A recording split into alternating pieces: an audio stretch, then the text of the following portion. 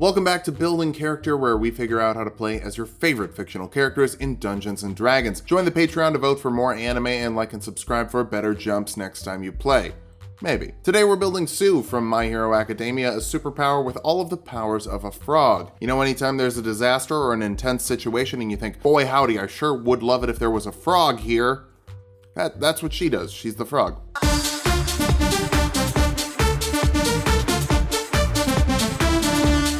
Let's start off with our goals for this build. First, we need to get literally sticky to get out of figuratively sticky situations. Next, we need a tongue to whip the baddies into shape. It's probably not great to taste everything you attack, but here we are. Finally, we'll get the ability to jump around like we're in the House of Pain. For stats, we'll be using the standard point array from the player's handbook. Roll for stats if you want, there's just a couple different multi-classing minimums with this one. Dexterity will be number 1, the biggest benefit of your froggy powers is being difficult to hit. Charisma next, everyone loves Froppy, that's why she won the poll. Wisdom after that, a frog has to instinctively know which pad they will be hopping to. Follow that up with intelligence, you're one of the smarter members of your class. Constitution is a bit low, you don't do well in cold weather, and we'll dump strength, we just don't really need it, and it doesn't hurt as much as dropping Constitution. I try not to use humans for quirky individuals, and Grung will give us so many great frog powers because, well, they're frogs. You get +2 dexterity and +1 constitution, immunity to poison damage, and the poisoned condition. Poison skin to force a constitution saving throw on creatures who touch you of 8 plus your proficiency bonus and constitution modifier. Failing that, they're poisoned until the start of your next turn. Maybe they get a little itchy. You can even secrete that poison onto a weapon or a piece of ammunition for a minute as an action. Standing leap gives you a horizontal jump distance of 25 and a vertical jump distance of 15, and you don't even have to take 10 feet of run up first, which is pretty good because you only have 25 movement speed even if you can go up walls.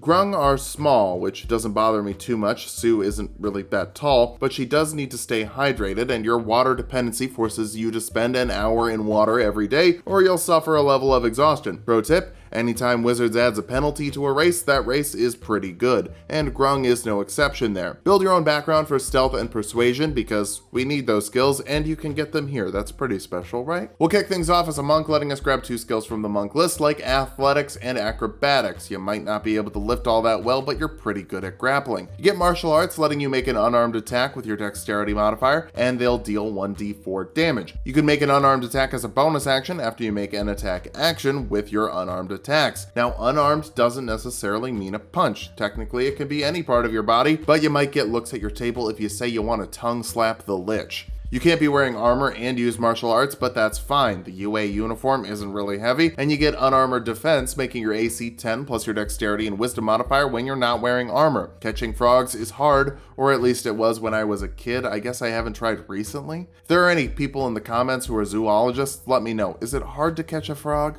Second level monks get key points they can use to do frog stuff like Step of the Wind to dash or disengage as a bonus action and double your jump distance for that round. Considering Grung can already out-jump a level 20 barbarian at level 1, that's pretty massive. Patient Defense lets you dodge as a bonus action so you're ready to spring out of danger's way at the last second. Flurry of Blows lets you make 2 unarmed attacks instead of 1 with your bonus action for raspberry speed of You also get unarmored movement, letting you go a little bit faster when you're not wearing armor, which should hopefully make up for the speed penalty because of your short stature. Third level monks can deflect missiles, letting you reduce damage from incoming ranged attacks by 1d10 plus your dexterity modifier and monk level to keep you safe from all the bullets. Your squad has baby All Might, but for some reason they keep saying Tom, the guy who has a gun, to fight you. You've got to choose a monastic tradition here. Drunken monks are the best at hitting and running, thanks to the drunken technique, which will let you disengage with 10 feet of extra movement speed after a flurry of blows, probably the best mechanical way to hop on someone for an attack,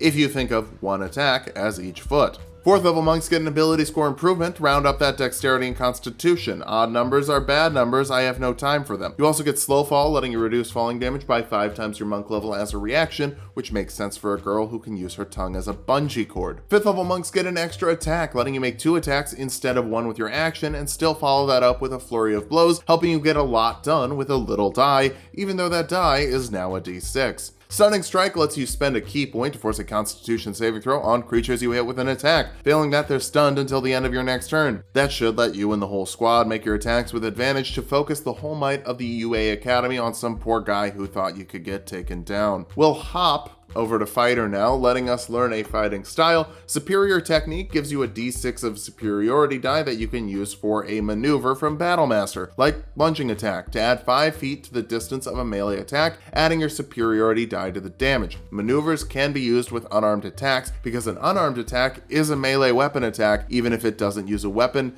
Google it, or don't just know that you're wrong. You also get Second Wind, letting you recover 1d10 plus your fighter level as a bonus action once per short rest to bounce back after a tough hit. Get it? Bounce?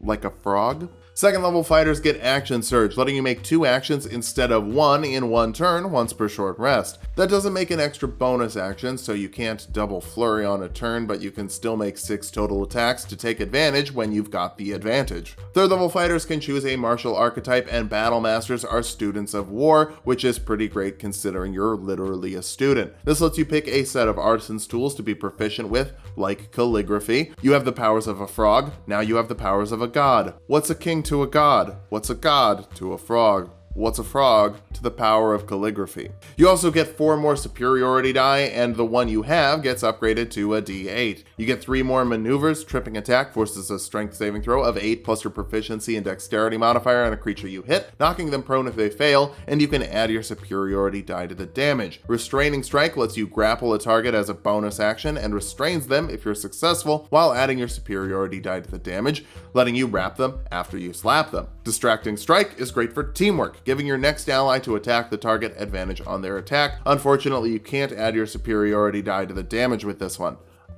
I'm kidding, of course you can. You can with all of these. I guarantee though, in the 2 seconds it took me to say I was kidding, 20 people were in the comments typing, actually, but I can't blame them. Actually is a great show. Subscribe to Dropout. 4th level fighters get another ability score improvement, meaning that capping our dexterity modifier is not only a possibility, it's a probability. A monk without a capped dexterity modifier is a sad thing to play. If you don't like multi-classing, look away now because we're going to hop on over to Sorcerer, specifically a Draconic Bloodline Sorcerer. Why Draconic Bloodline? Because Draconic Resilience is good for pretty much anyone, making your AC 13 plus your Dexterity modifier when you're not wearing armor. I recommend using this instead of unarmored defense because we're not going to invest in Wisdom. You also get 1 extra HP for every level you take in Sorcerer, helping you deal with the fact that Sorcerers use the worst hit die in the game. We're really here for spells like Jump, letting you triple your jump distance for a minute, or sextuple your jump distance with Step of the Wind, pretty much meaning that your jump distance is your full movement speed. Expeditious Retreat will let you dash as a bonus action for up to 10 minutes depending on your concentration, letting you save some key points for things like Flurry of Blows. For your cantrips, Acid Splash forces a dexterity saving throw on 2 creatures within 5 feet of you, dealing 2d6 acid damage to those that fail. For some poison, that's a little more than itchy. Mending lets you put 2 pieces of something back together or fix a crack in something. I'm stretching here, but maybe your saliva has some adhesive properties. Message works like a walkie-talkie, letting you whisper to someone 120 feet away and they can whisper back to you. True Strike lets you take an opportunity to remind your audience that if their favorite creator has said that they don't want to make something, you shouldn't pressure them to make it. Understanding that the word no is a definitive phrase is important.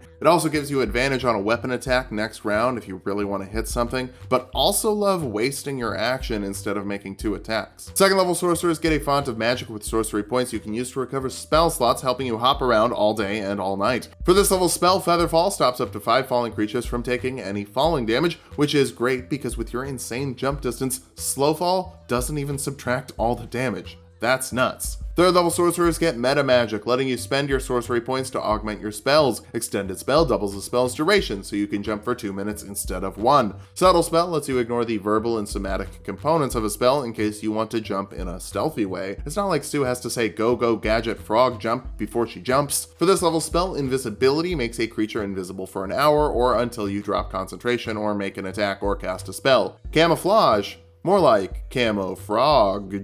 4th level sorcerers get an ability score improvement. Higher charisma will mean harder to resist saving throws, especially on spells like Hold Person, which forces a wisdom saving throw on a creature. Failing that, they're paralyzed for a minute depending on your concentration. Wrap someone up with your tongue, then Flurry of Blows them for 4 automatic critical hits. Spend all your superiority die too. Crits double all the damage die. Back over to monks. 6th level monks get key empowered strikes, making your unarmed attacks magical in terms of overcoming resistances, so even robots aren't immune to the frog flurry. As a drunken master, you also get get tipsy sway here, letting you stand up from prone with 5 feet of movement instead of half, and you can redirect an attack that misses you to hit another creature within 5 feet of you by spending a key point. Honestly, you don't hit that hard, it might be best for you to use your enemies against themselves. 7th level monks get evasion, meaning that you take half damage on failed dex saves and no damage on successful ones. Have you ever seen a frog get hit by a grenade? No, you haven't. Probably because that would be a really weird thing to try and find, but also because frogs are naturally good at avoiding explosions. You also get stillness of mind, letting you remove an effect of charming or frightening as an action. You are a frog, not a chicken. 8th level monks get another ability score improvement. More charisma means harder to resist hold persons, which is a really good way to boost your damage output, and it will bump the squad's damage output too. Can you imagine the damage a Detroit smash would do with a critical hit? 9th level monks get unarmored movement improvement, letting you move up walls and over water while you're not wearing armor. You could already crawl walls as a grung, but now you can scoot on the water without sinking. 10th level monks get purity of body, making you immune to poison, which you already were, and disease, which you weren't, and you're not immune to it in real life either. Wear a mask, wash your hands, and keep yourself quarantined as much as you possibly can. Sometimes being a hero just means staying home. 11th level drunken monks get drunkard's luck, letting you remove disadvantage by spending 2 key points so you'll never have to be bad at anything. You're just too good for that. We really stuck it out here to turn your monk die into a D8, letting you really give the bad guys a licking. Our capstone is the 12th level of monk for one last ability score improvement, and a capped off charisma modifier will almost guarantee anyone who gets tongue-tied by you is going to stay that way.